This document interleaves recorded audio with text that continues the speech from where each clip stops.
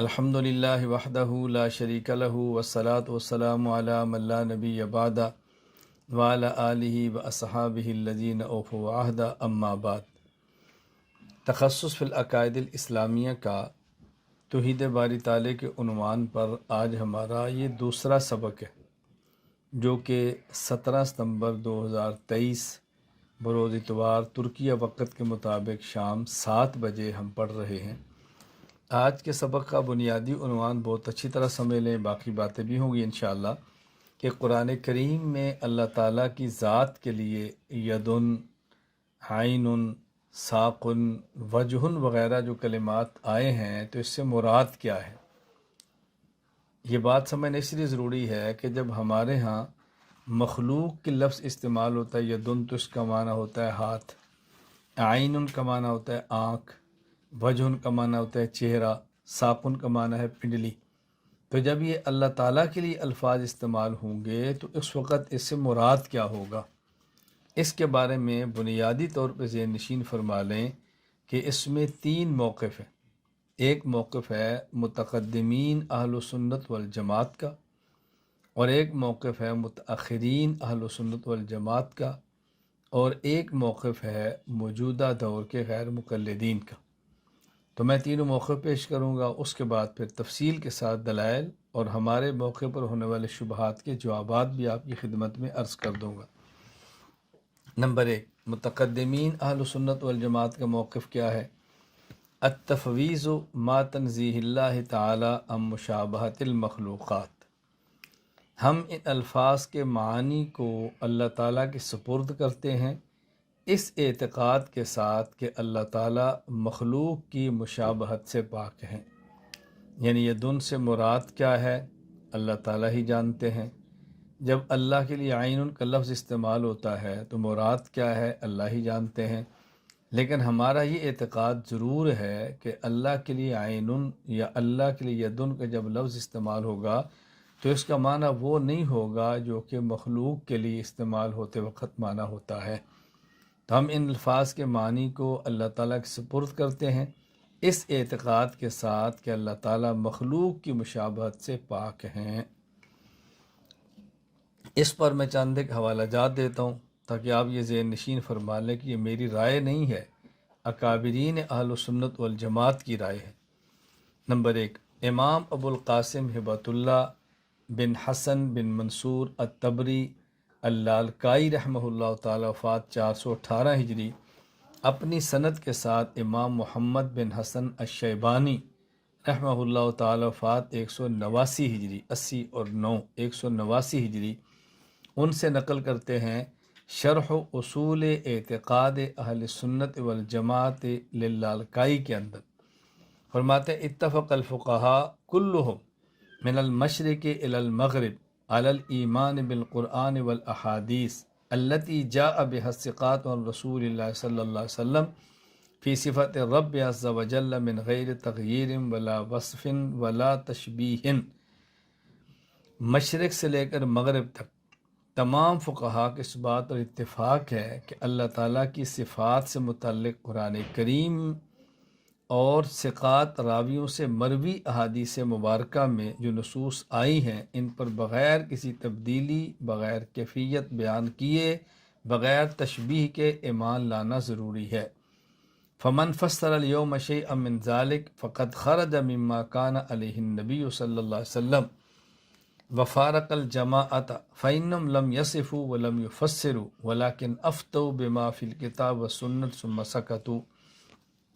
جو شخص ان صفات کا حتمی معنی بیان کرے، یعنی استوا کا معنی یقیناً یہ ہے، یدن کا معنی یقیناً یہ ہے، تو وہ حضور علیہ الصلاۃ والسلام کی شریعت سے ہٹ گیا اور سواد اعظم سے الگ ہو گیا، اس لیے کہ اسلاف نہ تو ان صفات کی کیفیت بیان کرتے نہ ہی تفسیر کرتے، بلکہ جو کچھ قرآن اور سنت میں اسی کو بیان کر کے ان کی تشریح کے بارے میں خاموش ہو جاتے۔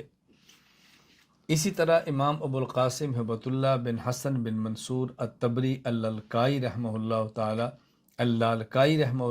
وفات 418 ہجری، ایک اور سند کے ساتھ امام محمد بن حسن الشیبانی رحمہ اللہ وفات 189 ہجری سے شرح اصول اعتقاد اہل سنت والجماعہ کے اندر احادیث حبوط کے متعلق یہ موقف نقل کرتے ہیں۔ حبوط حبت یحبط حبوطاً، حبوطاً کا معنی ہوتا ہے اترنا، یعنی وہ احادیث کے جن میں یہ الفاظ ہیں ان اللہ یحبط الی سماء الدنیا۔ اب بظاہر اس کا ترجمہ کیا ہے؟ اللہ تعالیٰ اوپر سے آسمان دنیا کی طرف اترتے ہیں، یہ لفظی ترجمہ ہے۔ تو اس جیسی احادیث کے متعلق ہمارے اکابر کا موقف کیا ہے؟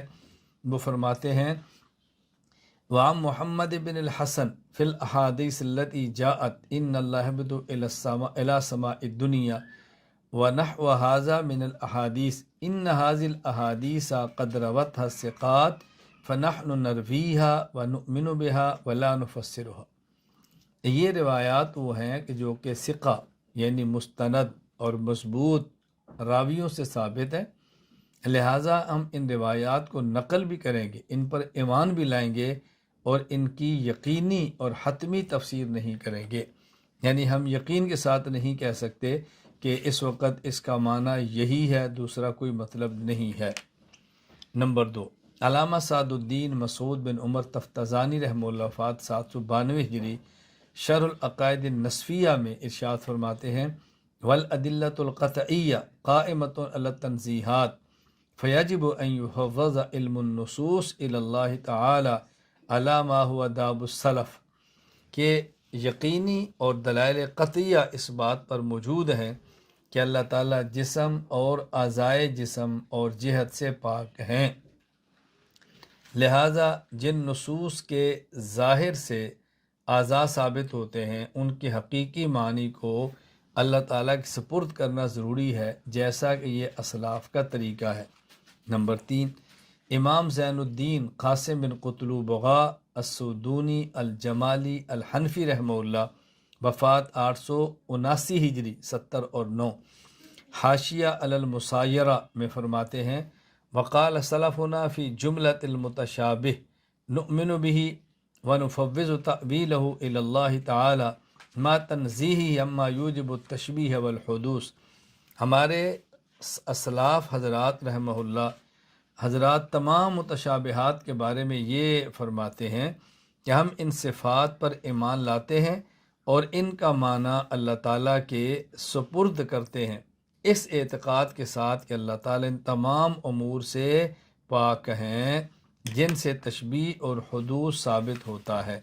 نمبر 4، علامہ عبدالعزیز فرہاڑوی رحمہ اللہ تعالی، وفات 1239 ہجری، وہ النبراس شرح و شرح عقائد کے اندر ارشاد فرماتے ہیں وعلماء السنت بعد اجماعہم علی ان معانیہ الظاہرہ غیر مرادۃ ذہبوا مذہبین۔ علماء اہل سنت اس بات پر اجماع کرنے کے بعد کہ ان الفاظ کا ظاہری معنی مراد نہیں، یعنی اس بات پر علماء اہل سنت کا اتفاق ہے کہ یہ جو آیات اور احادیث ہیں جو متشابہات میں سے ہیں، ان کا ظاہری معنی تو بالاتفاق مراد نہیں، یعنی جب یدن کا لفظ اللہ کے لیے ید اللہ، اس مراد ہاتھ نہیں، یہ تو طے شدہ ہے، باقی مراد کیا ہے تو یہاں پھر آگے اختلاف ہو جاتا ہے۔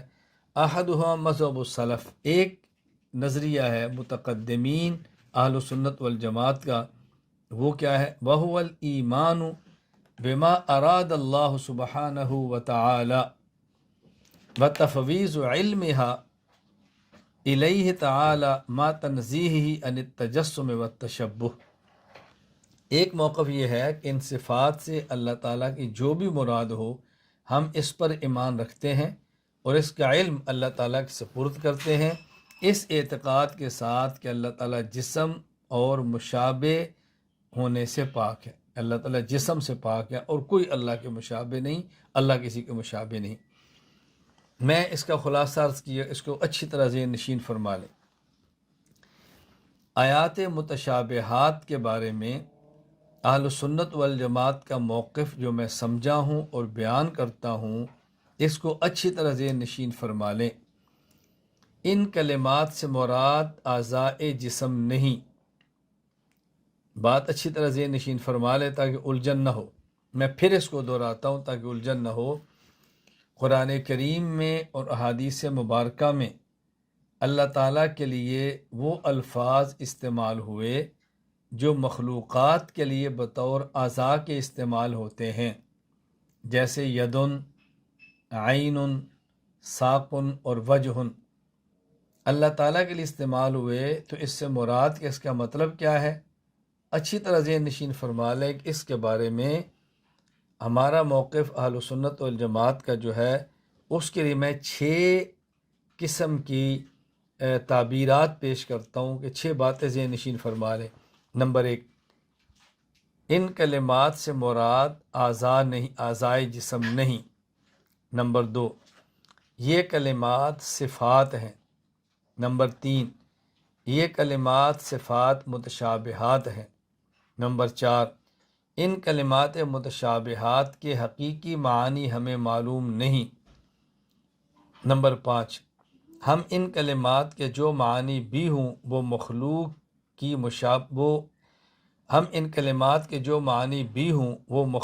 مشابہت سے پاک ہیں۔ نمبر 6، ان کلمات کے جو معانی اور مفاہیم ہیں ہم اس کو اللہ تعالیٰ کے سپرد کرتے ہیں۔ یہ 6 باتیں ذہن نشین فرما لیں گے تو کبھی بھی الجھن نہیں ہوگی۔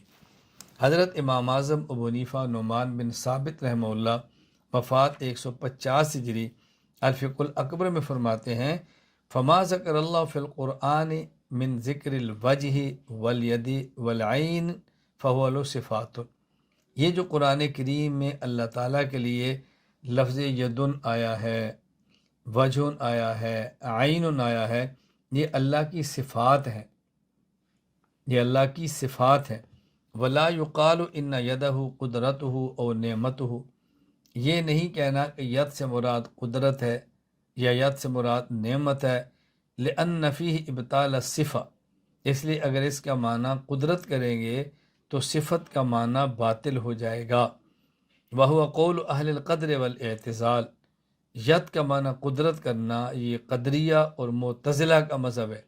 واللہ یدہ صفتہ بلا کیف، لیکن ید اللہ کی صفت ہے جو کہ بغیر کسی کیفیت کے ہے۔ یہاں بہت اچھی طرح باتیں سمجھ لیں تاکہ الجھنے نہ ہوں، آگے بھی بار بار یہ بات آئی۔ پہلی بات یہ ہے کہ حضرت امام اعظم ابو حنیفہ رحمہ اللہ فرماتے ہیں کہ جب اللہ کے لیے لفظ ید آئے تو اس کا معنی قدرت نہ کریں۔ یہ قدرت جب اس کا معنی کریں گے تو صفت کا معنی باطل ہو جائے گا، جبکہ ید اللہ تعالیٰ کی صفت ہے۔ یہ معنی کیسے باطل ہوگا؟ جب ید کا معنی قدرت کریں گے تو قدرت تو اللہ کی صفت ہے، تو صفت کا معنی کیسے باطل ہوگا؟ یہ سوال ذہن نشین فرمائیں، میں اس کا جواب عرض کرتا ہوں، بہت اچھی طرح سمجھیں۔ دیکھیں، ید کا معنی اگر قدرت کریں گے تو یا صفت کا معنی کیسے ختم ہوگا؟ یہ اچھی طرح سمجھیں۔ اب دیکھیں، میں نے کل بڑی تفصیل سے گزارش کی تھی، اللہ تعالیٰ کی صفات کی 2 قسمیں ہیں۔ نمبر 1 صفات محکمات، نمبر 2 صفات متشابہات۔ محکمات جن کا معنی واضح ہے اور متشابہات کے جن کا معنی واضح نہیں ہے۔ جو صفات محکمات ہیں اس کی پھر 2 قسمیں بیان کی تھی۔ نمبر 1 صفات ذاتیہ، نمبر 2 صفات فعلیہ۔ صفات ذاتیہ کہ جن کے ساتھ اللہ موصوف ہو اور ان کی ضد کے ساتھ موصوف نہ ہو، اور یہ 7 ہیں: حیات، علم، قدرت، سمع، بصر اور ارادہ، کلام، یہ 7 صفات ہیں۔ اب اللہ تعالیٰ صفت حیات کے ساتھ متصف ہے، اس کی ضد موت کے ساتھ متصف نہیں ہے، یہ صفت ذاتی ہے اور یہ 7 ہے۔ اور صفات فعلیہ کہ اللہ تعالیٰ اس صفت کے ساتھ بھی متصف ہوں اور اس کی ضد کے ساتھ بھی متصف ہوں، جیسے احیاء، زندہ کرنا، یہ اللہ کی صفت ہے، اور اس کی ضد کیا ہے؟ اماتت، مارنا، یہ بھی اللہ کی صفت ہے۔ اللہ محیی بھی ہے، اللہ ممیت بھی ہے۔ تو صفات محکمہ یا ذاتیہ ہیں اور یا فعلیہ ہیں۔ اگر ید کا معنی قدرت کریں گے تو یہ صفت محکمہ تو ہو نہیں سکتی۔ کیوں؟ اس لیے کہ محکمہ ہوگی تو یا ذاتیہ اور وہ 7 ہے، اور اگر آپ کہتے ہیں جی نہیں صفت محکمہ تو ہو نہیں سکتی، بھئی صفت محکمہ تو وہ ہوگی کہ جس کا معنی بالکل جس کا معنی واضح ہو۔ اب ید کا جو معنی واضح ہے وہ قدرت نہیں ہے، وہ ہاتھ ہے، اور ہاتھ یہ صفت نہیں، یہ تو عضو ہے، جسم کا حصہ ہے، اللہ تو جسم سے پاک ہے۔ تو جو ید کا معنی واضح ہے وہ ہاتھ ہے، وہ قدرت نہیں ہے، اور محکمہ اسے کہتے ہیں کہ جس کا معنی واضح ہو، لہذا ید کا معنی واضح ہاتھ ہے، وہ قدرت نہیں ہے۔ تو جو معنی قدرت کریں گے وہ تو غیر واضح ہے۔ اب دوسری صورت کیا کہ متشابہ ہوگی، تو متشابہ کی دو قسمیں ہیں۔ نمبر ایک غیر معلوم المعنی، غیر معلوم المراد، لغوی معنی بھی معلوم نہ ہو اور اصطلاحی بھی معلوم نہ ہو۔ تو ید کا لغوی معنی ہاتھ تو معلوم ہے، یہ قسم بھی نہ ہوئی۔ دوسری قسم کیا ہے؟ غیر معلوم المعنی معلوم المراد، لغوی معنی معلوم ہو لیکن مراد معلوم نہ ہو۔ تو جب آپ نے کہہ دیا کہ ید سے مراد قدرت ہے تو اس کی مراد بھی معلوم ہو گئی، تو یہ متشابہ کی وہ قسم بھی نہ رہی۔ اس لیے امام صاحب فرماتے ہیں کہ ید کا معنی قدرت کرنے سے معنی صفت ختم ہو جائے گا، اس لیے ید کا معنی یہ کریں کہ ید اللہ کی صفت ہے بغیر کیف کے۔ اس کا معنی کیا ہے ہم اس کا معنی نہیں جانتے، یہ بات اچھی طرح ذہن نشین فرما لیں۔ اہل سنت والجماعت متاخرین کا موقف کیا ہے؟ اہل سنت والجماعت متاخرین کا موقف یہ ہے کہ یہ کلمات صفات متشابہات ہیں، ان کے حقیقی معنی اللہ تعالیٰ ہی کو معلوم ہے، ہم ان کے معنی میں درجہ ظن اور درجہ گمان میں مناسب مقام تعویل کرتے ہیں۔ ید کا معنی قدرت کرتے ہیں، عین کا معنی حفاظت کرتے ہیں، وجہ کا معنی ذات کرتے ہیں۔ تو متقدمین کہہ رہے تھے کہ یہ آیات متشابہات ہیں، ہم اس کا معنی نہیں کرتے، اللہ کے سپرد کرتے ہیں۔ متاخرین کہتے ہیں کہ ہم درجہ گمان میں اس کا معنی کرتے ہیں کہ ید کا معنی قدرت ہے، وجہ کا معنی ذات ہے۔ اس پر بھی میں چند ایک حوالہ جات پیش کرتا ہوں، پھر مزید اس پر بات کرتے ہیں۔ نمبر ایک، علامہ سعد الدین مسعود بن عمر تفتازانی رحمہ اللہ وفات 792 ہجری، شرح العقائد النصفیہ میں فرماتے ہیں یؤول بتأویلات صحیحہ علی ما اختارہ المتأخرون دفعا لمطائن الجاہلین وجذبا لذبح القاصرین۔ متاخرین اہل سنت والجماعت کا موقف یہ ہے کہ جو ہلاک اعتراضات کے جواب دینے اور ضعیف العقیدہ مسلمانوں کے عقائد کی حفاظت کے لیے صفات متشابہات میں مناسب تعویل کی جائے گی۔ نمبر دو، امام کمال الدین محمد بن عبد الواحد بن عبد الحمید المعروف علامہ ابن الحمام رحمہ اللہ وفات 861 ہجری، المسایرہ مع المسامرہ میں فرماتے ہیں ھذا التعویل لہذ الالفاظ لما ذکرنا من صرف فہم العامۃ عن الجسمیہ وہو یمکن ان یراد ولا یجزم بارادتہ۔ ان الفاظ کی یہ جو تعویل ہم نے ذکر کی ہے یہ عوام کو عقیدہ جسمیت سے بچانے کے لیے ہے، اور یہ ممکن ہے کہ معنی مراد لیا جائے درجہ گمان میں اور اس پر جزم اور یقین نہ کیا جائے۔ نمبر تین، علامہ عبدالعزیز پرہاڑوی رحمہ اللہ وفات 1239 ہجری، النبراس شرح و شرح العقائد میں فرماتے ہیں بمذہب الخلف تفسیرها بما یلیق به تعالی لاشتہار المذاہب الفاسدہ فی زمانہم وتذلیل مشبہۃ عوام المسلمین ففعلوا ذلک حفظا للدین۔ علماء خلف اہل سنت والجماعت کا موقف یہ ہے کہ ان صفات کی ایسی تعویل کی جائے جو اللہ تعالیٰ کی شان کے لائق ہو، کیونکہ خلف کے زمانے میں غلط نظریات عام ہو رہے تھے اور فرقہ مشبہہ عامت المسلمین کو گمراہ کر رہا تھا، تو ان حضرات نے صفات کی تعویل اس لیے کی تاکہ لوگوں کے اعتقادات کو فاسد ہونے سے بچایا جا سکے۔ اب سوال یہ ہے کہ ابھی اوپر الفقہ الاکبر کی امام اعظم ابو حنیفہ رحمۃ اللہ علیہ کی عبارت آپ نے پیش کی کہ امام صاحب فرماتے ہیں ید کا معنی قدرت کرنا یہ معتزلہ کا مذہب ہے، وہو قول اہل القدر والاعتزال، یہ معتزلہ کا مذہب ہے، اہل سنت والجماعت کا مذہب نہیں۔ اور ابھی آپ کہہ رہے ہیں کہ اہل سنت والجماعت متاخرین کا مذہب ہے، ید کا معنی قدرت کرنا، تو یہ متأخرین اہل سنت والجماعت تو معتزلہ نہیں ہے، تو بظاہر دو باتوں میں تضاد اور تعارض ہے۔ جواب ذہن نشین فرما لیں، معتزلہ اور اہل سنت والجماعت متأخرین کے مذہب میں فرق ہے۔ فرق کیا ہے؟ معتزلہ ید کا معنی قدرت درجہ یقین میں کرتے ہیں، اور اہل سنت والجماعت متأخرین ید کا معنی قدرت درجہ گمان میں کرتے ہیں۔ تو وہ درجہ یقین میں کرتے ہیں اور درجہ گمان میں کرتے ہیں، اس لیے یہ کہنا کہ معتزلہ یہ مذہب ہے قطعاً ٹھیک نہیں۔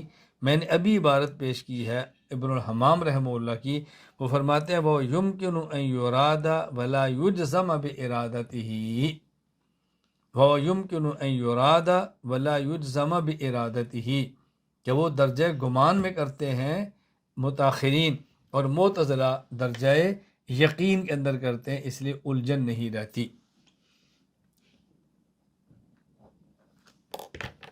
یہاں چند ایک فوائد نشین فرما لے۔ نمبر 1،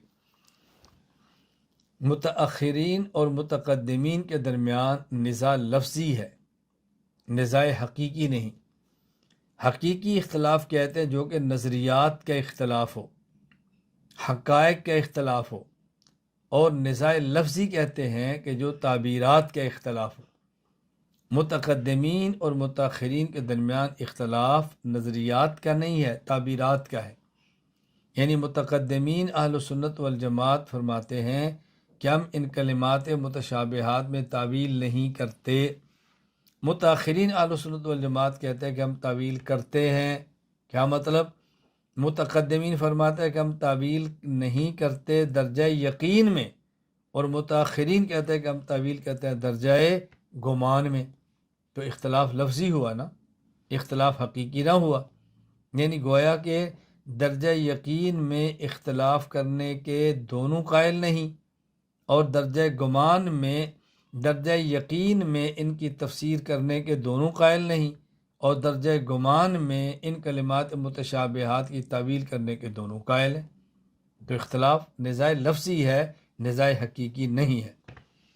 دوسری بات سمجھیں، بوقت ضرورت متشابہات میں تعویل کرنا متأخرین ہی سے نہیں، متقدمین اہل سنت والجماعت سے بھی ثابت ہے۔ تو نتیجہ نکلے گا نا کہ نزاع لفظی ہے، نزاع حقیقی نہیں۔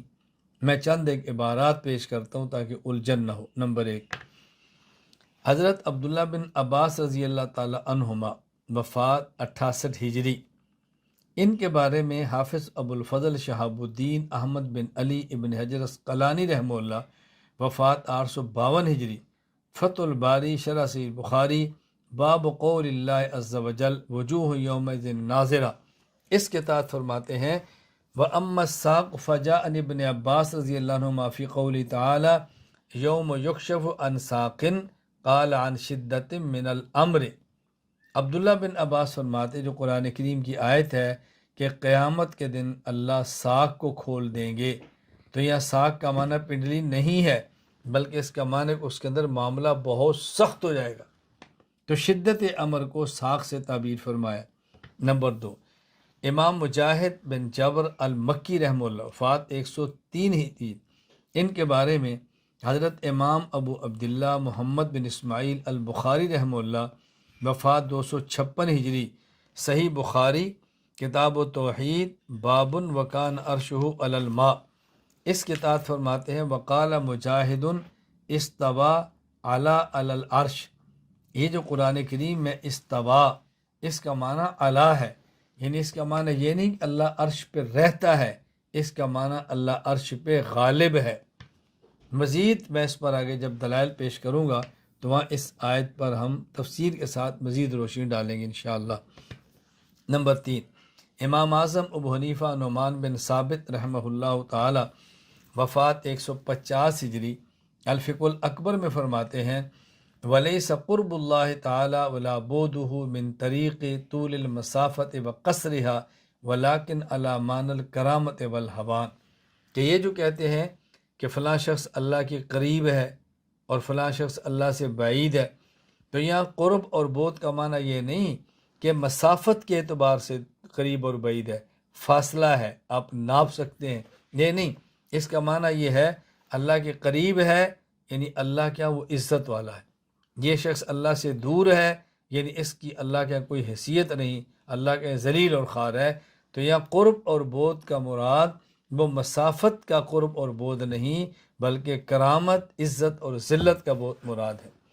نمبر 4، امام ابو عبد الرحمن عبداللہ بن یحییٰ بن مبارک اللغوی النحوی رحمہ اللہ، وفات 237 ہجری، غریب القرآن و تفسیر ہو کے اندر فرماتے ہیں الرحمن علی العرش استوى، استوى استولا، کہ یہ جو قرآن کریم میں ہے الرحمن علی العرش استوى، اس کا معنی استولا، اللہ تعالیٰ عرش کا مالک ہے، جس کا معنی یہ نہیں ہے کہ اللہ عرش پہ رہتا ہے۔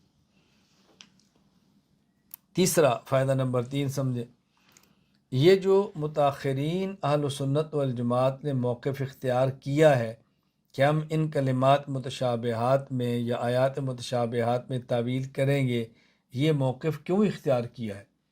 امت کو مجسمہ کے فتنہ سے بچانے کے لیے۔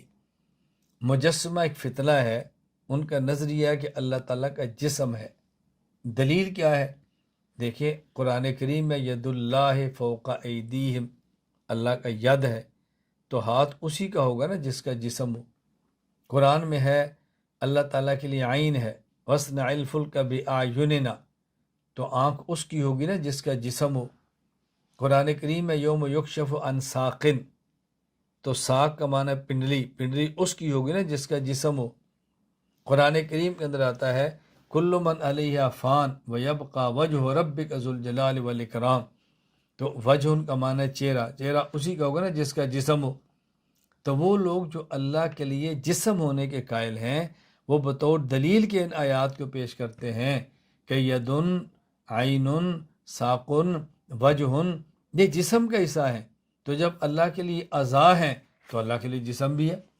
تو جو لوگ اللہ کے لیے جسم ہونے کے قائل ہیں وہ ان آیات کو بطور دلیل کے پیش کرتے ہیں، اور جب انہیں یہ بات کہی جاتی ہے کہ دیکھیں آپ جب اللہ تعالیٰ کے لیے اعضاء کو ثابت کریں گے، توجہ سے بات سمجھنا، تو اللہ کے لیے جسم ثابت ہوگا، اور جسم تو حادث ہے۔ کیا مطلب؟ حادث کہتے ہیں جو پہلے سے نہ ہو، اسے کہتے ہیں حادث، اور قدیم کہتے ہیں جو ہمیشہ سے ہو۔ اللہ تو قدیم ہے، اللہ تو حادث نہیں ہے، اور جسم تو حادث ہے، کیونکہ جسم کہتے ہیں المرکب من جزئین فصاعدا، جو دو یا دو سے زائد چیزوں سے بنے اسے جسم کہتے ہیں۔ تو دو سے وہی بنے گا نا جو پہلے نہ ہو، تو پھر دو چیزیں ملیں گی تو جسم بنے گا، تو جسم تو حادث ہوتا ہے، قدیم نہیں ہوتا۔ تو انہیں یہ کہا جاتا ہے کہ جب آپ اللہ تعالیٰ کے لیے ان چیزوں کو مانیں گے تو جسم لازم آئے گا، اور جسم تو حادث ہوتا ہے۔ اب وہ کیا کہتے ہیں؟ وہ کہتے ہیں نہیں، ہم اللہ کے لیے ہاتھ کے قائل ہیں، لیکن کما یلیق بشان ہی، جیسے اللہ کی شان کے لائق ہے۔ ہم آنکھ کے قائل ہیں لیکن جیسے اللہ کی شان کے لائق ہے۔ وہ کما یلیق بشان ہی کہہ کر خود کو بچاتے ہیں، اور عوام ان کے فتنے کے اندر مبتلا ہو جاتے ہیں۔ کیوں؟ اس لیے کہ عوام کو بات سمجھانی مشکل ہو جاتی ہے کہ جب قرآن میں یدن کا لفظ موجود ہے، قرآن کہتا ہے ہاتھ ہے تو آپ کیسے کہہ سکتے ہیں نہیں ہے؟ قرآن کہتا ہے آنکھ ہے تو آپ کیسے کہہ سکتے ہیں نہیں ہے؟ تو دیکھو نا، سمجھانا مشکل ہو گیا نا۔ اگرچہ دلائل موجود ہیں علمی، لیکن عوام الناس کو سمجھانا مشکل تھا، تو متاخرین اہل سنت والجماعت نے موقف اختیار کر لیا۔ ہم کہتے ہیں اللہ کے لیے یدن، ید ہے، لیکن ید کا معنی ہاتھ نہیں ہے، بلکہ یہاں ید کا معنی ہے قدرت، اور ید کا معنی قدرت اور طاقت۔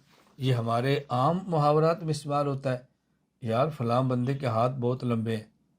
اب ہاتھ لمبے ہونے کا معنی یہ تھوڑا ہے کہ یہ ہاتھ بہت لمبا ہے، یار اس سے خیال رکھنا، اس سے پنگا نہ لینا، اس کے ہاتھ بہت لمبے ہیں۔ اب ہاتھ لمبے کا معنی کہ اس کے پاس طاقت بہت ہے، جس کے تعلقات بہت ہیں، تو ید کا معنی قدرت استعمال ہوتا ہے۔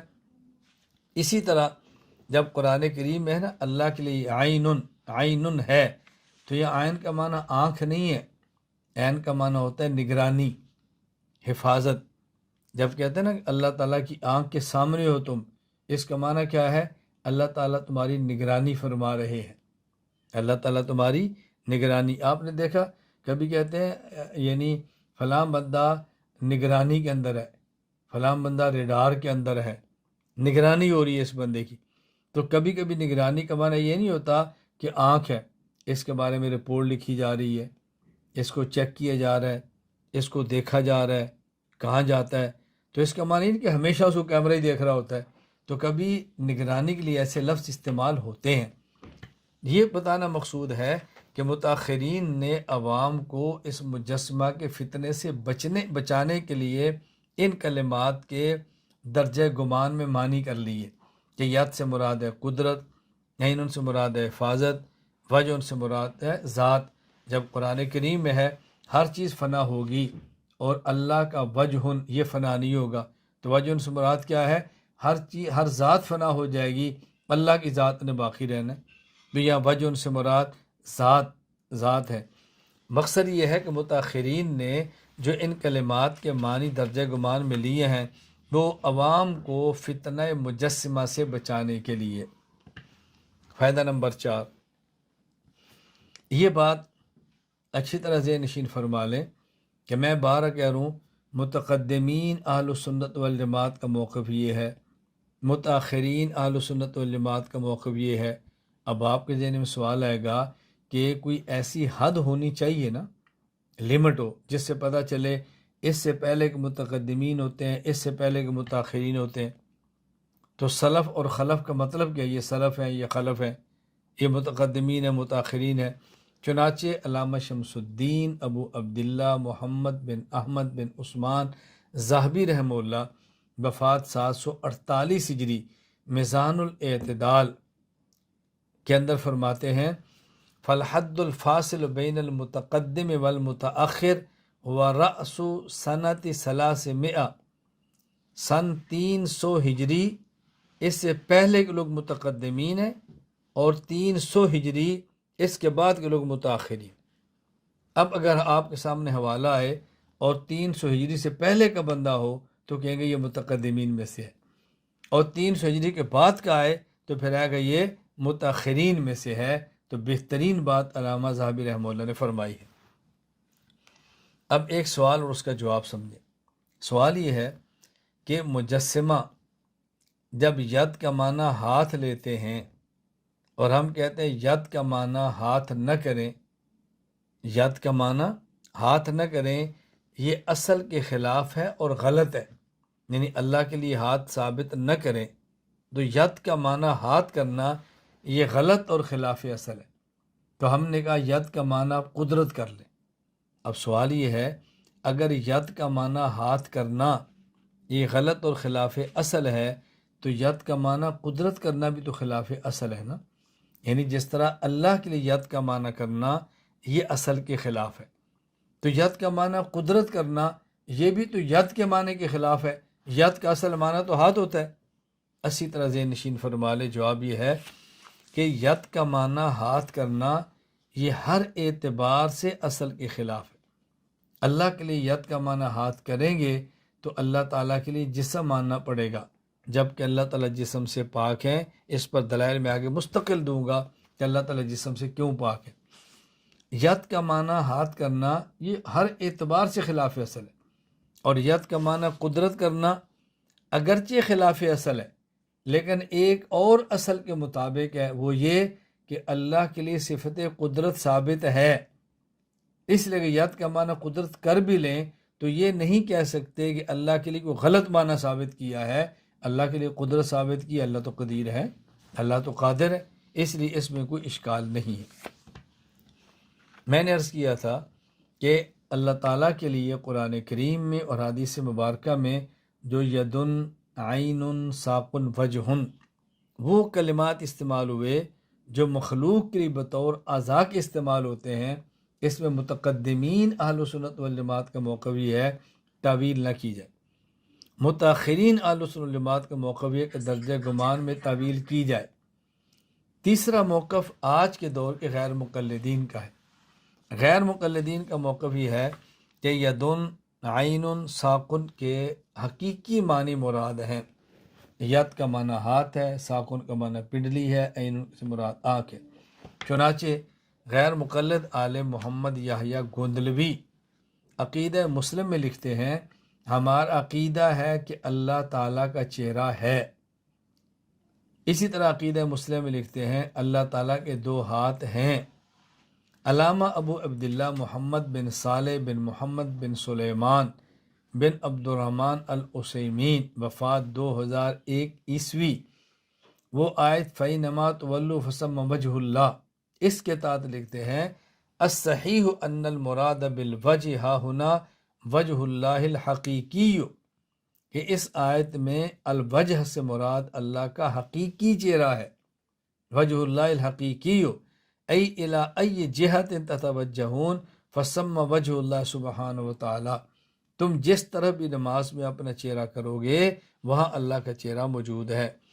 اسی طرح شیخ ڈاکٹر محمد بن خلیل حراس وفات 1975 شرح عقیدہ واسطیہ میں لکھتے ہیں تضمنت ہاتان الآیتان اثبات الیدین صفتا حقیقیتا لہو سبحانہ علی ما یلیق بہ، یہ جو قرآن کریم کی آیت ہے ما منعک ان تسجد لما خلقت بیدی، اور قرآن کریم کی آیت ہے بل یدا مبسوطتان، کہتے ہیں اللہ تعالیٰ کے لیے 2 ہاتھوں کو صفت حقیقی کے طور پر ثابت کرتی ہے جیسا کہ اس کی شان کے لائق ہے۔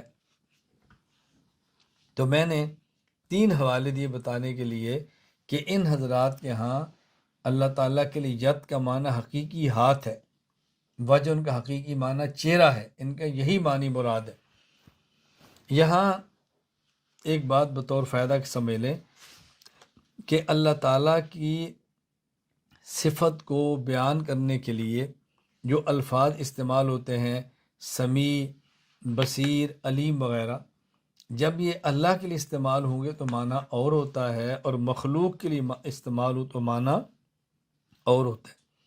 اللہ کے سمیع ہونے کا معنی ہے قریب و دور سے سنتے ہیں، بغیر آلات کے سنتے ہیں، بغیر اسباب کے سنتے ہیں۔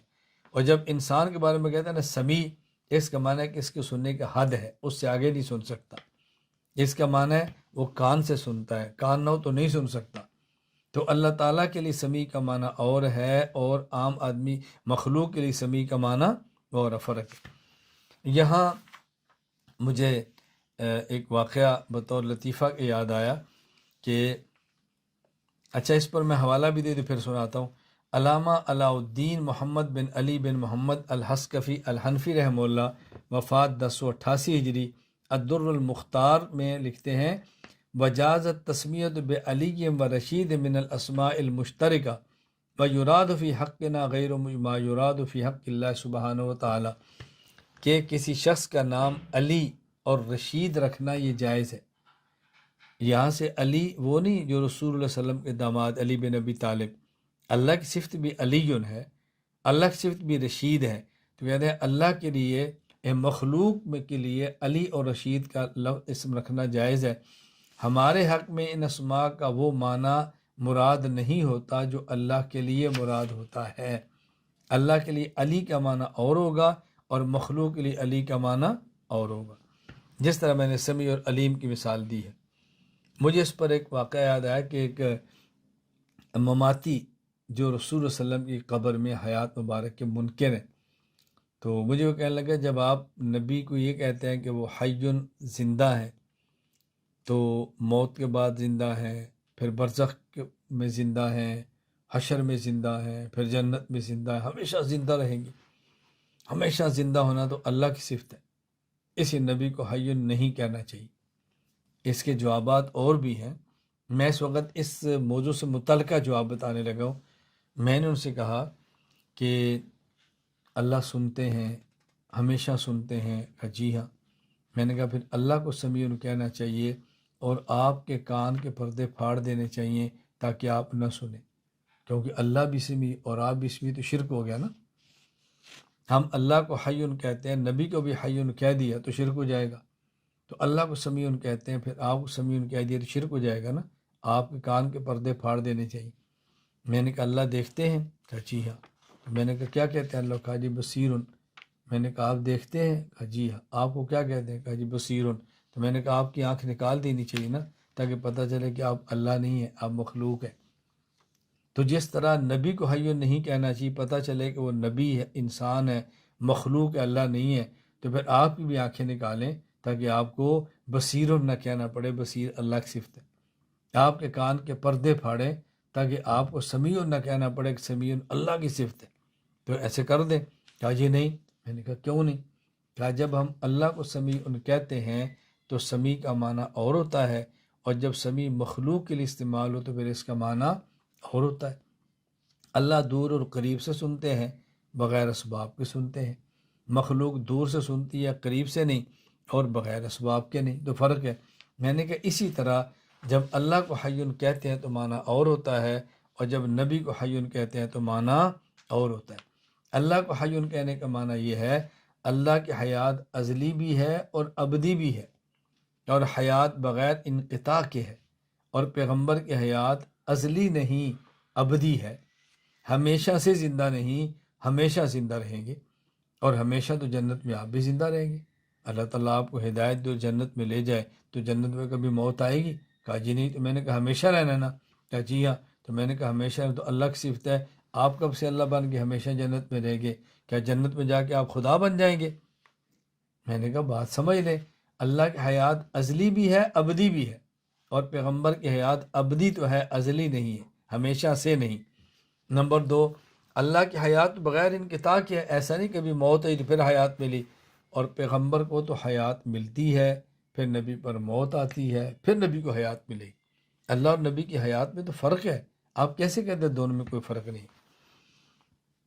اہل سنت والجماعت کے دلائل ملاحظہ فرمائیں اس بات پر کہ ہمارا موقف کیا تھا۔ میں نے پہلے بھی عرض کیا کہ یہ کلمات جو اللہ تعالیٰ کے لیے استعمال ہوتے ہیں، یدن، عین، وجہ، اس سے مراد اعضاء نہیں۔ اس پر میں آپ کی خدمت میں دلائل پیش کرتا ہوں۔ دلیل نمبر 1، سورۃ الاخلاص آیت نمبر 2، اللہ الصمد۔ صمد کا معنی کیا ہے؟ علامہ حافظ الدین ابو البرکات عبداللہ بن احمد بن محمود النسوی رحمہ اللہ، وفات 710 ہجری، تفسیر المدارک میں لکھتے ہیں الذی لا یحتاج الی احد ویحتاج الیہ کل احد۔ صمد کا معنی ہوتا ہے جو کسی کا محتاج نہ ہو اور اس کا ہر کوئی محتاج ہو۔ اللہ تعالیٰ موجود ہونے میں جسم کے محتاج نہیں، سننے میں کان کے محتاج نہیں، دیکھنے میں آنکھ کے محتاج نہیں، پکڑنے میں ہاتھ کے محتاج نہیں، لہٰذا اللہ تعالیٰ جسم اور اعضائے جسم سے پاک ہے۔ اللہ جسم کے اعضاء سے پاک۔ دلیل نمبر 2، میں نے گزارش کی تھی کہ اللہ تعالیٰ کی صفات کی 2 قسمیں ہیں، محکمہ اور متشابہہ۔ پھر متشابہہ کی 2 قسمیں ہیں، غیر معلوم المعنی، غیر معلوم المراد۔ نمبر 2، معلوم المعنی، غیر معلوم المراد۔ غیر معلوم المعنی اور غیر معلوم المراد کا معنی کہ جن کا لغوی معنی بھی معلوم نہ ہو اور شرعی مراد بھی معلوم نہ ہو، جس طرح الف لام میم۔ الف کا لغوی معنی کیا ہے؟ کچھ پتہ نہیں۔ لام کا لغوی معنی کیا ہے؟ کچھ پتہ نہیں۔ میم کا لغوی معنی کیا ہے؟ کچھ پتہ نہیں۔ اب دنیا جہان کے لغت عرب کی کتابیں کھنگال لو، الف کا معنی کوئی نہیں بتا سکے گا، لام کا معنی کوئی نہیں بتائے گا، میم کا معنی کوئی نہیں بتائے گا، اور یہاں الف لام میم میں آیت سے مراد کیا ہے یہ بھی کوئی نہیں بتا سکے گا۔ یہ ہے متشابہ، ہر اعتبار سے لغوی معنی بھی معلوم نہیں اور شرعی معنی بھی معلوم نہیں۔ اور ایک ہے معلوم المعنی غیر معلوم المراد، کہ لغوی معنی تو معلوم ہے لیکن یہاں مراد کیا ہے یہ معلوم نہیں۔ جس طرح الرحمن علی العرش استویٰ، اللہ کا معنی بھی لغت میں ہے اوپر، عرش کا معنی ہے تخت، استوا کا معنی بھی ہے مستوی ہونا، لیکن یہاں مراد کیا ہے؟ ظاہر ہے اللہ عرش پر مستوی ایسے تو نہیں ہے جیسے کوئی بندہ تخت پر بیٹھا ہوتا ہے، تو کیا مراد ہوگی؟ معلوم نہیں۔ تو یہ معلوم المعنی ہے لیکن غیر معلوم المراد۔ تو اگر ہم اللہ تعالیٰ کے لیے اعضاء مان لیں اور یہ کہ جی اعضاء تو ہیں لیکن کیفیت معلوم نہیں، ما یلیق بشانہ، اس کا مطلب یہ متشابہ کی 3 قسمیں ہو جائیں گی، غیر معلوم المعنی، غیر معلوم المراد۔ نمبر 2، معلوم المعنی، غیر معلوم المراد۔ نمبر 3، معلوم المعنی، معلوم المراد، مجہول الکیفیت۔ یدن کا معنی ہاتھ، یہ بھی معلوم ہے، یہاں مراد کیا ہے ہاتھ، یہ بھی معلوم ہے، لیکن ہاتھ کیسا ہے اس کی کیفیت ہم نہیں جانتے. یہ تیسری قسم ہو گئی نا. اور یہ تیسری قسم باطل ہے. متشابہ کی یہ قسم کہ معلوم المعنی معلوم المراد غیر معلوم الکیفیت، یہ باطل ہے. اور یہ باطل کیوں آیا؟ کہ ہم نے اس کے لیے ید کو مانا اور مجہول کیفیت مانا. جو مستلزم میں باطل ہو وہ بھی باطل ہوتا ہے. اس پر ایک سوال یہ ہے کہ متشابہ کی یہ دو قسمیں کہ غیر معلوم المعنی غیر معلوم المراد، معلوم المعنی غیر معلوم المراد، یہ منصوص نہیں بلکہ اجتہادی ہیں. تو اگر اجتہاد سے دو قسمیں آ گئی ہیں، ایک تیس قسمیں اور آ گئی، تو اس سے کیا خرابی پیدا ہوگی؟ کیا فرق پڑتا ہے؟ تین مان لو. جواب ذہن نشین فرما لیں کہ تیسری قسم معلوم المعنی معلوم المراد مجہول الکیفیت یہ باطل ہے. اس کی وجہ یہ ہے کہ کیفیت ہمیشہ جسم کی ہوتی ہے، اور جب اللہ جسم سے پاک ہے تو کیفیت سے بھی پاک ہے نا. خواہ کیفیت معلوم ہو یا کیفیت مجہول ہو، کیفیات اجسام کی ہوتی ہیں. جب اللہ کا جسم ہی نہیں ہے تو کیفیت نہیں ہو سکتی، خواہ مجہول ہی کیوں نہ ہو.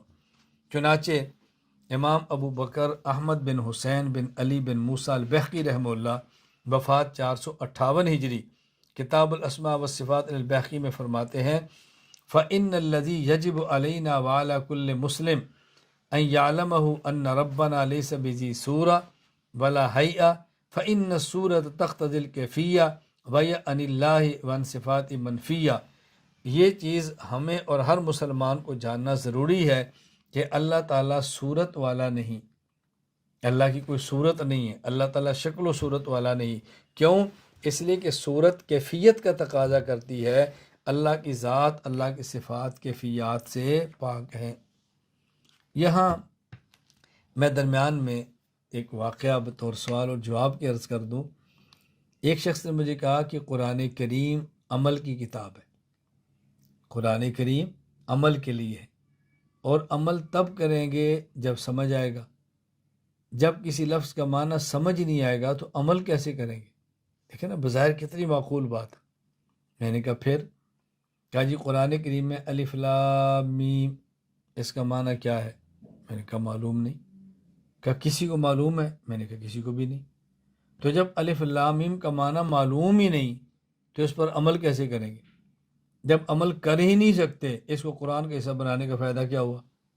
آپ تو کہتے ہیں قرآن عمل کے لیے آیا ہے. عمل تو تب آئے گا جب سمجھ تو آئے. تو جب ایک آیت کا معنی دنیا میں کسی کو معلوم نہیں ہے تو پھر اس پر عمل کیسے کریں گے؟ اور جب عمل نہیں کرنا تو اس کو قرآن بنا کے نازل کرنے کی ضرورت کیا تھی؟ اب دیکھیں نا، بظاہر کتنا معقول سوال ہے. میں نے کہا بات اچھی طرح سمجھیں. اللہ تعالیٰ نے ہمیں قرآن کریم کے آغاز میں یہ بات سمجھا دی ہے کہ تمہیں قرآن سمجھ تب آنا ہے جب تم اس بات کا اعتراف کرو کہ ہم اتنے عاجز اتنے نالائق ہیں کہ الف کا معنی بھی نہیں جانتے، لام کا معنی بھی نہیں جانتے، میم کا معنی بھی نہیں جانتے. جب اعتراف کرو گے نا ہم اتنے نالائق ہیں تو پھر تمہیں قرآن پر عمل کی توفیق ہوگی. اس کو میں آسان لفظوں میں کیسے سمجھاؤں؟ آسان یہ ہے کہ تمہارے اندر اس قدر عاجزی ہونی چاہیے، اس قدر تواضع ہونی چاہیے کہ میرے پاس ڈگریاں ہیں، میں PhD ہوں، میرے پاس فلاں ڈگری ہے، لیکن نالائق اتنا ہوں کہ مجھے الف کا معنی نہیں آتا. جب یہ اعتراف کرو گے نا ہم اتنے نالائق ہیں تو پھر میرا قرآن تمہارے اوپر کھلے گا. اس لیے قرآن نے تمہیں احکام دینے ہیں، روزہ رکھو، نماز پڑھو، فلاں کام کرو، فلاں کام کرو، اور اس پر تم نے کیڑے نکالنے ہیں. جب پہلے تمہارا دماغ بن جائے گا کہ مجھے الف کا معنی بھی نہیں آتا، مجھے لام کا معنی بھی نہیں آتا، مجھے میم کا معنی بھی نہیں آتا، یہ عاجزی کا اعتراف کرو، پھر قرآن پڑھو، پھر تمہیں قرآن کریم پر عمل کی توفیق ملے گی. اور جب تم عاجز بن کر قرآن شروع نہیں کرو گے تمہیں قرآن پر عمل کی توفیق نہیں مل سکتی. یہ چھوٹا سا سبق ہے. آپ کہتے ہیں جی فائدہ کیا ہوا؟ میں نے کہا چھوٹا سبق ہے، آپ دیکھو کتنا فائدہ ہوا. تو اللہ تعالیٰ میں بات سمجھنے کی توفیق عطا فرمائے، اللہ تعالیٰ میں بات سمجھنے کی توفیق عطا فرمائے. میں چند دن قبل مرکز میں سادہ کرام سے گزارش کر رہا تھا کہ دعا فرمائیں کہ اللہ تعالیٰ توفیق عطا فرمائے. میرا دل بہت کرتا ہے الحمد سے لے کر والناس تک پورے قرآن کریم کا درس اس طرح ہو کہ ہر آیت سے سبق کیا ملتا ہے، ہر آیت سے سبق کیا ملتا ہے، ہر آیت سے سبق کیا ملتا ہے، تاکہ پتہ چلے نا کہ قرآن کریم میں اسباق کیا ہے۔ قرآن کا موضوع ہدایت ہے۔ اگر کوئی ہم سے پوچھے کہ قرآن کا موضوع کیا ہے تو یاد رکھنا قرآن کا موضوع ہدایت ہے، ہدی للمتقین۔ بس یہ بنیادی نقطہ سمجھ آئے گا نا تو پھر بندے کو سمجھ آتا ہے کہ ہم نے خاموش گافیاں کرنی ہے، کہانی کرنی۔ کتنے بندے آپ کو ایسے ملیں گے کہ قرآن کے تفسیر کئی جلدوں میں لکھ رہے ہوں گے اور ایمان کی توفیق نہیں ملے گی، قرآن سے نقطے نکال رہے ہیں لیکن ایمان نہیں مل رہا، قرآن کریم میں تحقیقات ہو رہی ہیں، عمل سے خالی ہیں، شکل بھی دیکھو گے تو مسلمان نظر نہیں آئیں گے، لیکن قرآن کریم پر تحقیق ہو رہی ہے۔ قرآن کی بنیادی غرض کیا ہے؟ ہدن، ہدایت، ہدی للمتقین، یہ ہے بنیاد۔ کہ جب اللہ ہدایت دیتا ہے تو فضائل بن ایاس اپنے وقت کا ڈاکو چار دیواری میں چھلانگ لگا کے جاتا ہے، آگے رات کی تنہائی میں ایک عورت قرآن پڑھ رہی ہے اور اس نے آیت پڑھی الم یأن للذین آمنوا ان تخشع قلوبہم لذکر اللہ، کیا ابھی اہل ایمان پر یہ وقت نہیں آیا کہ وہ اللہ سے ڈر جائیں؟ الم یأن للذین، کیا ابھی ان پر یہ وقت نہیں آیا کہ وہ ڈر جائیں؟ یہ آیت کان میں پڑی، وہیں رک گئے، کانپ گیا، بس وہیں سے واپس اور توبہ، ہدایت کے دروازے کھل گئے، ایک آیت سمجھ آ گئی، ہدایت مل گئی۔ کہاں ہم قرآن والناس تک پورا پڑھتے رہتے ہیں، نہ رونا آتا نہ ہدایت ملتی ہے۔ اور فضائل بن ایاز رحمہ اللہ جیسا شخص، آپ اندازہ فرمائیں ایک آیت نے کہہ پلٹ کے رکھ دی ان کی، پھر جب وہ پلٹے ہیں تو پھر کیسے پلٹے ہیں، اللہ اکبر۔ فضائل بن ایاز رحمۃ اللہ علیہ پھر کیسے پلٹے؟ پھر ایک وقت ہے کہ وہ حرم میں عبادت کرنے والے عابد کو بھی لکھ رہے ہیں۔ خیر میں اب عنوان بدل لے گا۔ میں عرض کر رہا تھا اللہ میں بات سمجھنے کی توفیق عطا فرمائے، اور میں نے الف لام میم سے بات کی ہے کہ متشابہ ہے۔ دلیل نمبر 3، میں دلائل اس پہ دے رہا ہوں کہ اللہ تعالیٰ کے لیے جب یدن کا لفظ استعمال ہوگا تو اس کا معنی ہاتھ نہیں ہوگا، عین استعمال ہوگا تو معنی آنکھ نہیں ہوگی، وجن ہوگا تو اس سے مراد ہاتھ نہیں ہوگا۔ اس پر دلائل دے رہا ہوں درجہ یقین میں، اچھی طرح سمجھیں۔ دلیل نمبر 3، ایک ضابطہ ہے کہ معنی جنس نوع کے ضمن میں ضرور پایا جاتا ہے۔ اب یہ علمی اصطلاحات ہے، ایک ہوتی ہے فصل، ایک ہوتی ہے نوع، ایک ہوتی ہے جنس۔ مثلا حیوان ناطق یہ جنس ہے، حیوان ایک جنس ہے، حیوان۔ اب حیوان کے فرد کیا ہیں؟ ایک انسان ہے، ایک جانور ہے۔ انسان بھی حیوان ہے اور جانور بھی حیوان ہے۔ انسان کون سا حیوان ہے؟ حیوان ناطق۔ گھوڑا کون سا حیوان ہے؟ حیوان ناحق۔ حیوان سب کے اندر ہے نا، حیوان جنس ہے، اس کی ایک نوع کیا ہے؟ انسان، ایک نوع کیا ہے؟ جانور۔ تو حیوان والا معنی انسان کے اندر بھی ہوگا اور حیوان والا معنی جانور کے اندر بھی ہوگا۔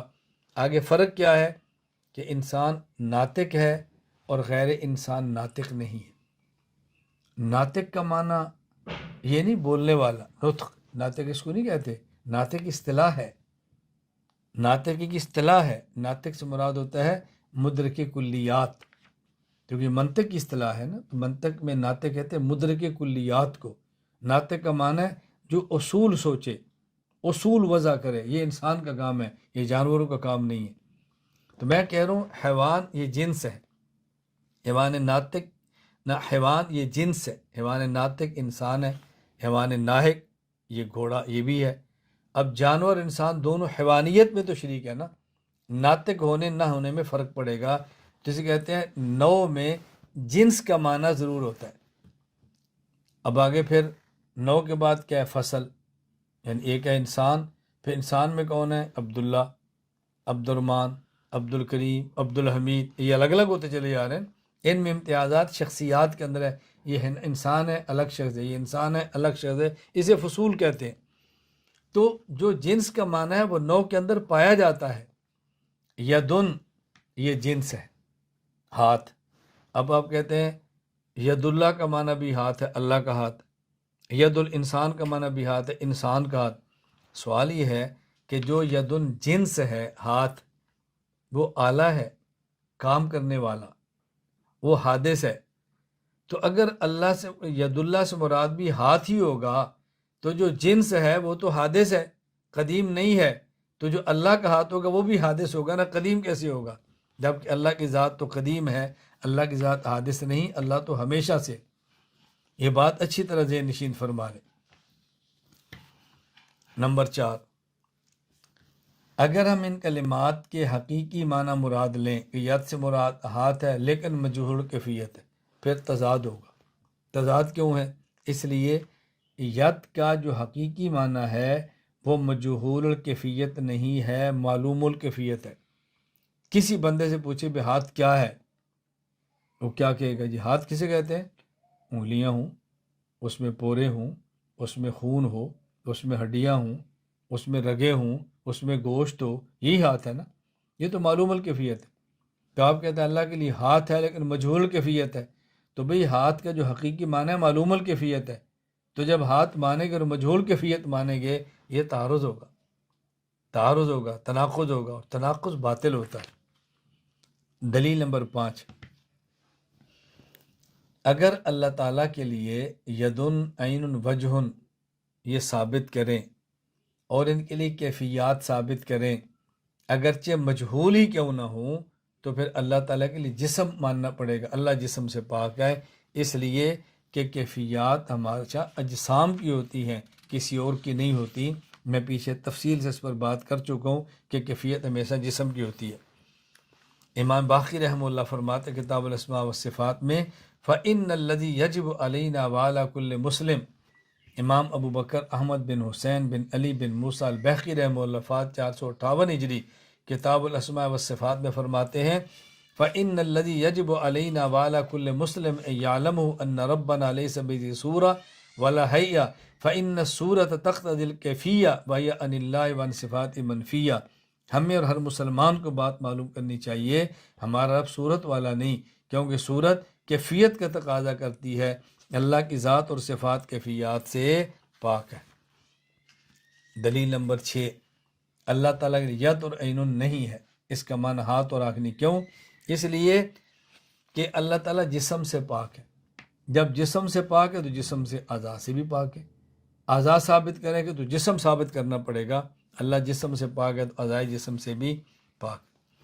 میں اس پر چند ایک دلائل دیتا ہوں کہ اللہ تعالیٰ جسم سے پاک، اس پر دلیل کیا ہے کہ اللہ تعالیٰ جسم سے پاک۔ دلیل نمبر 1، دیکھیں جسم کی تعریف کیا ہے؟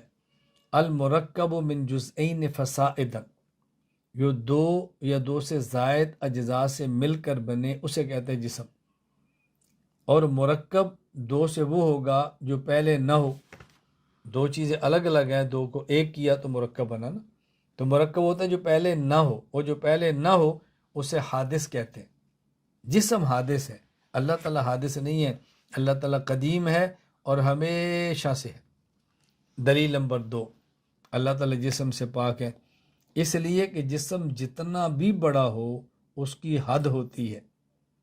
جسم جتنا بھی بڑا ہو اس کی ایک حد ہوتی ہے، اور اللہ تعالیٰ غیر محدود ہے، اس لیے اللہ جسم سے پاک ہے۔ دلیل نمبر 3، اللہ تعالیٰ جسم سے پاک اس لیے کہ جسم کی ایک خاص جہت ہوتی ہے، یا جسم اوپر ہوگا، نیچے ہوگا، دائیں ہوگا، بائیں ہوگا، خاص جہت کے اندر ہوتا ہے، ہر طرف نہیں ہوتا۔ اور اگر اللہ کا جسم مانیں گے تو ایک جہت ماننی پڑے گی، اللہ تعالیٰ جہات سے پاک ہے۔ دلیل نمبر 4، اگر اللہ تعالیٰ کے لیے جسم مانیں گے تو جسم ہمیشہ کسی خاص مکان میں ہوتا ہے، بغیر مکان کے جسم نہیں ہو سکتا، اور اللہ تعالیٰ مکان سے پاک ہے، لہٰذا اللہ تعالیٰ جسم سے پاک ہے۔ اب میں اس پر 2 دلیلیں دیتا ہوں۔ ہم کہتے ہیں اللہ مکان سے پاک ہے۔ اللہ تعالیٰ مکان سے پاک کیوں ہے؟ بات اچھی طرح ذہن نشین فرما لیں۔ دلیل نمبر 1، ایک ہوتا ہے مکان اور ایک ہوتا ہے مکین۔ مکین کہتے ہیں رہنے والے کو، اور مکان کہتے ہیں اس جگہ کو جہاں پہ رہیں۔ یہ ضابطہ ہے، مکان ہمیشہ مکین سے بڑا ہوتا ہے۔ مکان مکین سے بڑا ہوگا تو مکین اس میں رہے گا نا۔ اگر مکان چھوٹا ہوگا تو اس میں مکین رہے گا کیسے؟ مکان بڑا ہوتا ہے، مکین چھوٹا ہوتا ہے۔ اگر اللہ کے لیے مکان مانیں گے تو پھر اللہ مکین ہوں گے، تو لازم ہے کہ اللہ چھوٹے ہوں اور جس مکان میں رہتے ہیں مکان بڑا ہو۔ اس لیے ضروری ہے اعتقاد رکھنا اللہ تعالیٰ مکان سے پاک ہے۔ دلیل نمبر 2، اگر اللہ تعالیٰ کے لیے مکان مانیں، ایک ہوتا ہے مکان، ایک ہوتا ہے مکین۔ مکان ہمیشہ اپنے مکین کا احاطہ کرتا ہے۔ دیکھیں نا، میں کرسی پر بیٹھا ہوں تو کرسی نے میرے جسم کا احاطہ کیا ہوا ہے نا۔ ہم ایک کمرے کے اندر ہے تو کمرے نے ہمارا احاطہ کیا ہوا ہے۔ آپ گاڑی بیٹھیں گے تو گاڑی احاطہ کرے گی۔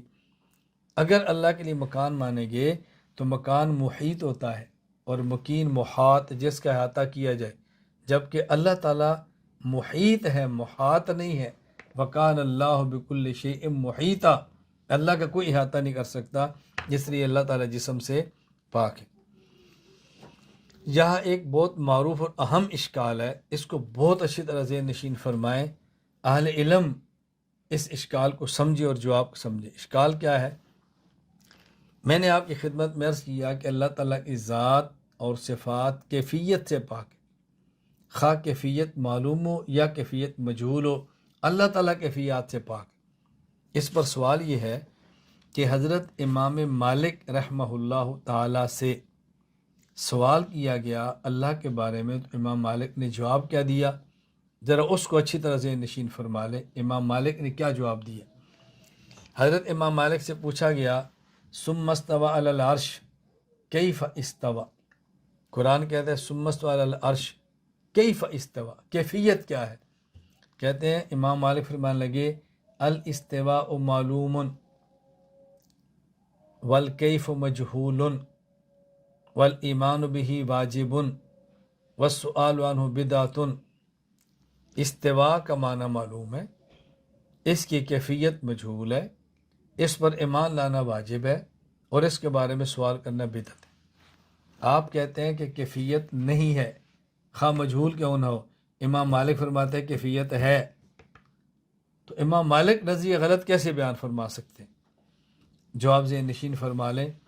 اس قول کو نقل کیا ہے ابن ابی العز، کتاب العقیدۃ الطحاویہ کی شرح، اس کے اندر۔ اسی طرح الرد علی الجہمیہ میں ابن مندہ، انہوں نے نقل کیا۔ جواب ذہن نشین فرما لیں، بہت آسان جواب یہ ہے کہ یہ جملہ حضرت امام مالک رحمۃ اللہ علیہ سے ثابت ہی نہیں، صحیح سند کے ساتھ امام مالک سے ثابت نہیں۔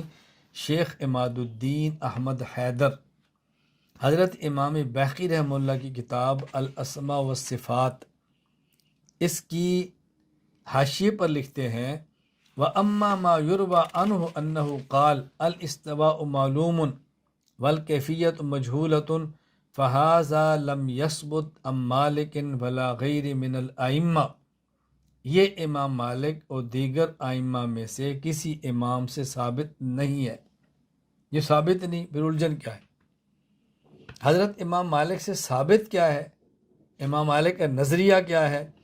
امام ابو بکر احمد بن حسین بن علی بن موسیٰ البیہقی رحمہ اللہ، وفات 458 ہجری، کتاب الاسماء والصفات میں، اور حافظ ابو الفضل شہاب الدین احمد بن علی ابن حجر عسقلانی رحمہ اللہ، وفات 852 ہجری، فتح الباری شرح صحیح بخاری میں حضرت امام مالک رحمۃ اللہ علیہ کا قول سند جید کے ساتھ نقل فرماتے ہیں۔ وہ قول کیا ہے؟ عبداللہ بن وہب امام مالک کے شاگرد ہیں، وہ فرماتے ہیں ہم امام مالک کے پاس بیٹھے ہوئے تھے، ایک شخص آیا اور اس نے امام مالک سے پوچھا الرحمن علی العرش استویٰ کیف استواءہ، یہ جو قرآن کہتا ہے اللہ مستوی علی العرش ہے، تو اللہ مستوی علی العرش کیسے ہے، کیفیت کیا ہے؟ کہتے ہیں فَأَطْرَقَ مالک وَأَخَذَتْهُ الرُّحَذَاءُ، حضرت امام مالک نے اس سر کو جھکا لیا اور اس قدر پریشان ہوئے کہ آپ کی پیشانی پر پسینہ آ گیا، اور پھر اپنا سر اٹھایا ثم رفع راسہ فقال الرحمن علی العرش استویٰ کما وصف نفسہ ولا یقال کیف، اللہ مستوی علی العرش ہے جیسے اللہ نے فرما دیا، ہم اسی طرح کہتے ہیں۔ کیفیت کیا ہے؟ ہم نہیں جانتے، لا یقال کیف، کیفا مت پوچھو، وکیف عنہ مرفوع، کیفیت اللہ کی ذات کے اندر نہیں ہے۔ اور آگے کیا فرمایا، وَأَنْتَ رَجُلُ سُوءٍ صاحب بدعت، تو برا انسان ہے اور بدعتی انسان ہے، فرمایا اخرجوہ، اس کو میری مجلس سے نکال دو، فاخرج الرجل، اس شخص کو وہاں سے نکال دیا گیا۔ تو امام مالک سے تو یہ ثابت نہیں ہے جو بات کہی جاتی ہے۔ اسی طرح حضرت امام ابو بکر بہقی رحمہ اللہ، حافظ ابن حجر اسقلانی رحمہ اللہ نے یہ نقل فرمایا ولید بن مسلم سے، کہتے ہیں سئل الاوزاعی و مالک و سفیان الثوری واللیث بن سعد عن هذه الاحادیث التي جاءت في التشبیہ فقالوا امروها كما جاءت بلا کیفیت، کہ وہ احادیث کے جن میں تشبیہ یعنی یدن ہے، عین ہے، وجہ مشابہت آئی ہے، اس کے بارے میں کیا عقیدہ رکھیں؟ فرمایا امروها كما جاءت، بس جیسے آئی ہیں ان کو اسی طرح آگے بیان کرو، لیکن کیفیات بیان مت کرو، بغیر کیفیت کے بیان کرو۔ یہاں میں ایک بات اہل علم علماء کرام کے لیے عرض کروں گا کہ عقیدہ طحاویہ کی ایک شرح ہے جو کہ ابن ابی العز نے لکھی ہے، اور اس کے نام کے ساتھ لکھا ہوتا ہے حنفی، لکھا ہوتا ہے ابن ابی العز حنفی۔ اس کو دیکھ کر بعض علماء عقیدہ طحاویہ کی یہ شرح لے لیتے ہیں کہ حنفی کی شرح ہے تو لینے میں کیا حرج ہے، جب کہ یہ نظریہ اور عقیدہ کے اعتبار سے معتزلی تھا اور فروعی مسائل میں حنفی تھا، تو معتزلی ہے، لہذا اس کی شرح کو قبول نہ کیا جائے۔ میں نے علماء کرام سے کہا مجھے ایک بات سمجھ نہیں آتی، ایک بندہ ہو بھی حنفی اور شرح بھی لکھے احناف کی کتاب عقیدہ حنفیہ کی، اور اس کو تقسیم غیر مقلد کرے مفت، یہ کیسے ہو سکتا ہے؟ ہمارے یہاں پاکستان مفت غیر مقلد اس کو تقسیم کرتے ہیں، کیسے ہو سکتا ہے؟ اس کا معنی کہ دال میں کچھ نہیں، اچھا خاصا کالا کالا ہے۔ بلکہ میرا جب قطر کا سفر ہوا، میرے پاس کچھ علماء کرام تشریف لائے، مجھے انہوں نے فرمایا کہ ہم چاہتے ہیں کوئی ایک کتاب پڑھ لیں۔ میں نے کہا بتائیں، کہا جی عقیدہ طحاویہ۔ میں نے کہا بہت مناسب ہے، 3 دن آپ روزانہ مجھے 2 گھنٹے دیں، میں پڑھا دیتا ہوں۔ میرے پاس عقیدہ طحاویہ موجود نہیں ہے، تو انہوں نے عقیدہ طحاویہ کو نیٹ سے نکالا اور متن مجھے لا کر دیا، اور ساتھ مطالعے کے لیے یہی ابن ابی العز کی عقیدہ طحاویہ کی شرح دے دی کہ آپ اس پر مطالعہ کر لیں۔ میں نے کہا تو ہماری شرح نہیں ہے، یہ مجھے آپ کیوں دے رہے ہیں؟ میرا تو عقیدہ طحاویہ کا ہے مطالعہ، مجھے تو شرح کی ضرورت بھی نہیں ہے، لیکن ہماری نہیں ہے۔ ان کو بہت تعجب ہوا۔ میں اس لیے گزارش کرتا ہوں علماء کرام اس کو اچھی طرح ذہن نشین فرما لیں۔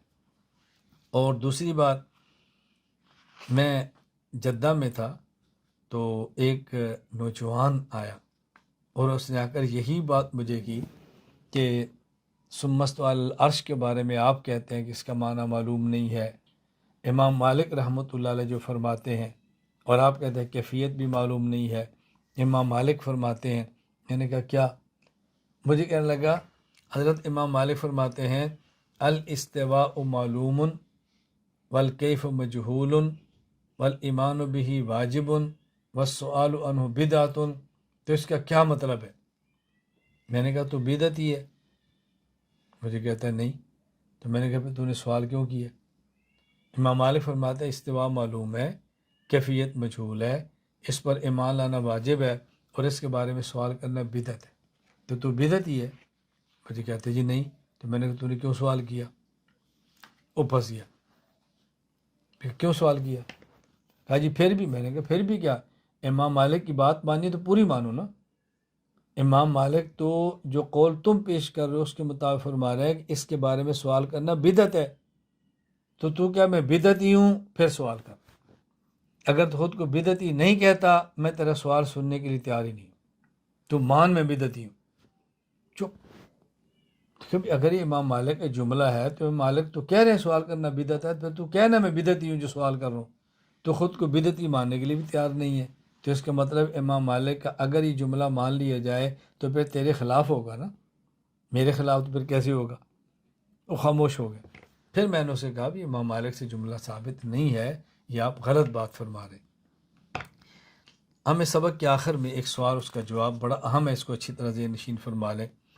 سوال یہ ہے کہ جب اللہ تعالیٰ مخلوق کی مشابہت سے پاک ہے، اللہ تعالیٰ جسم اور اعضائے جسم سے پاک ہے، تو پھر اللہ تعالیٰ کے لیے قرآن کریم میں وہ الفاظ کیوں استعمال کیے گئے جو مخلوقات کے لیے استعمال ہوتے ہیں؟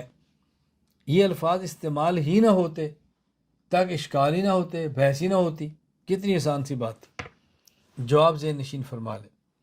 جواب کا خلاصہ یہ ہے کہ جس دور میں قرآن کریم نازل ہوا ہے، اس دور میں اور اس سے پہلے شرک اتنا عام تھا کہ لوگ جب بھی کسی کو خدا مانتے تو محسوس ہوتا۔ کوئی خدا مانتا ہے ستارے کو، ستارہ تو محسوسات ہے، نظر آ رہا ہے۔ کوئی خدا مانتا ہے پتھر کو، پتھر بھی نظر آ رہے، اور کوئی خدا مانتا ہے حضرت عزیر کو، عزیر بھی نظر آ رہے تھے۔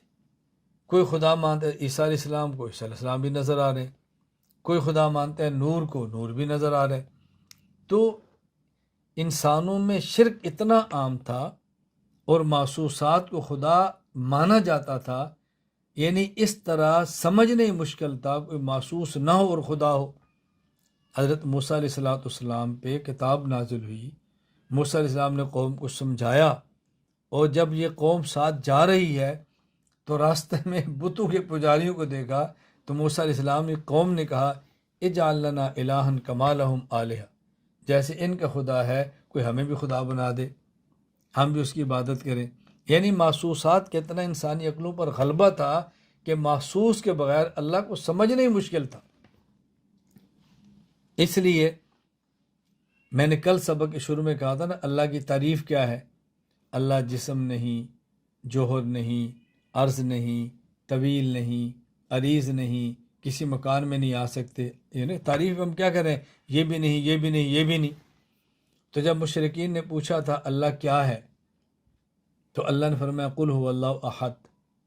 انہوں نے کہا تھا اللہ کیا ہے، تو قرآن نے کہا قل هو اللہ احد اللہ الصمد لم یلد ولم یولد۔ اگر قرآن یہ نہ کہتا بلکہ ان کو یہ جواب دیتا اللہ تعالی لیس بجسم ولا جوہر ولا طویل ولا عریض، اگر یہ جواب دیا جاتا، آپ بتائیں، وہ مشرکین کہتے کہ جس اللہ کو آپ ہمیں منوانا چاہتے ہیں وہ بتائیں تو صحیح ہے کیا؟ آپ کہتے ہیں بت بھی خدا نہیں، آپ کہتے ہیں یہ بھی خدا نہیں، یہ بھی خدا نہیں، اور جو خدا ہے وہ کیا ہے؟ وہ جسم بھی نہیں، جوہر بھی نہیں، عرض بھی نہیں، کچھ بھی نہیں، تو ہم کیسے خدا کو سمجھیں؟ اس لیے وہاں جب پوچھا گیا اللہ کیا ہے تو جواب آیا قل هو اللہ احد اللہ الصمد لم یلد ولم یولد۔ پھر یوں جواب دیا گیا تو مسئلہ حل ہو گیا نا۔ تو محسوسات کے انسانی عقلوں پر اتنا غلبہ تھا کہ اللہ تعالیٰ نے اپنے لیے وہ الفاظ استعمال کیے جو الفاظ مخلوق کے لیے استعمال ہوتے تھے، اور ان الفاظ سے بندہ مانوس تھا، لیکن یہ بتایا کہ اس کا مطلب وہ نہیں جو مخلوق کے لیے ہے، معنی اور ہے لیکن الفاظ یہ ہیں۔ تو الفاظ چونکہ بندہ استعمال کرتا تھا، لوگ الفاظ سے مانوس تھے، اس لیے ان الفاظ کو قرآن کریم کے اندر نازل کیا گیا۔ چنانچہ امام ابو الفرج عبد الرحمن بن ابو الحسن علی بن محمد تمیمی المعروف امام ابن الجوزی رحمہ اللہ، وفات 597 ہجری، دفع و شبہ تشبیہ کے اندر فرماتے ہیں ان الخلق کا غلب علیہم الحس فلا یکادون یعرفون غیرہ، کہتے ہیں مخلوق پر یہ محسوسات اتنے غالب تھے انسانی طبیعت پر کہ وہ محسوسات کے بغیر اللہ کو سمجھ ہی نہیں سکتے تھے۔ وسببہ المجانسۃ لہم فی الحدیث، اور اس کی وجہ محض یہ تھی کہ ان کی گفتگو میں الہ کا تذکرہ جب بھی ہوتا محسوسات کی بنیاد پر ہوتا۔ جب کہتے ہیں اللہ کون ہے، سورج اللہ کون ہے، ستارہ اللہ کون ہے، بت اللہ کون ہے، بچھڑا اللہ کون ہے، فلاں، تو وہ محسوسات ہی کا وہ استعمال ہوتا تھا اور استعمال ہی کچھ نہیں ہوتا تھا۔ فعبد قوم النجوم، بعضوں نے ستاروں کی پوجا کی، واضاف الیہم المنافع والمضار، وعبد قوم النور، اور بعضوں نے روشنی کی پوجا کی اور اس کی طرف خیر کی نسبت کر دی اور شر کی نسبت ظلمت طرف کر دی۔ وعبد قوم الملائکہ، بعضوں نے پوجا کی ملائکہ کی، وقوم الشمس اور کسی نے سورج کی، وقوم عیسیٰ کسی نے عیسیٰ کی، وقوم عزیر کسی نے حضرت عزیر کے علیہ السلام، وعبد قوم البقر اور کسی نے گاؤں کو پوجا، والاکثرون الاصنام اور اکثر بتوں کو پوجتے، فانست نفوسهم بالحس المقطوع بوجودہ تو ان کی ذاتیں مانوس ہوگی ایسی چیزوں سے کہ جن کا بالیقین جسم موجود تھا۔ فلذالک قال قوم سیدنا موسیٰ علیہ السلام، موسیٰ علیہ السلام کی قوم نے کہا اجعل لنا آلہہ، ہمیں بھی خدا، اجعل لنا الہا کما لہم آلہہ، کوئی ہمیں بھی خدا بنا دے جیسے ان کا خدا موجود ہے۔ فلو جاءت الشرائع بالتنزیہ المحض جاءت بما یطابق النفی فلما قالوا صف لنا ربک نزلت قل هو اللہ احد۔ اللہ اکبر۔ تو کہا اگر شریعت صرف اللہ کی تعریف کرتی تو یہی تعریف کرتی، یہ بھی نہیں، یہ بھی نہیں، یہ بھی نہیں، تو لوگوں کو سمجھنا مشکل تھا۔ تو جب انہوں نے یہ کہا نا ہمیں بتاؤ اللہ کیسا ہے، فرمایا قل هو اللہ احد اللہ الصمد لم یلد ولم یولد۔ اور اگر یہ کہا جاتا لیس بجسم ولا جوہر ولا ارض ولا طویل ولا عریض، اگر یوں تعریف کی جاتی تو وہ کہتے خد لنا النفی بان تمیز ما تدعون الی عبادۃ النفی، اے محمد ہمیں وہ خدا بتا جس کی آپ تعریف کروانا چاہتے ہیں، پوجا کرانا چاہتے ہیں، تاکہ جو خدا نہیں اس سے اللہ الگ ہو جائے۔ آپ کہتے ہیں یہ بھی نہیں، یہ بھی نہیں، پھر ہے کیا ہمیں یہ تو بتاؤ۔ اب اللہ کی ذات تو بتانا مشکل ہے کہ اللہ کیا ہے، ذات تو بیان کرنے انسان کے اختیار میں نہیں ہے نا، اس لیے اللہ کی تعریف کی جاتی ہے کہ اللہ تعالیٰ جسم نہیں، جوہر نہیں، عرض نہیں، مکان میں نہیں، باقی کیا ہے وہ پھر اس کی صفات تو بیان کی جا سکتی ہے، اس کی ذات کی تعریف نہیں ہو سکتی۔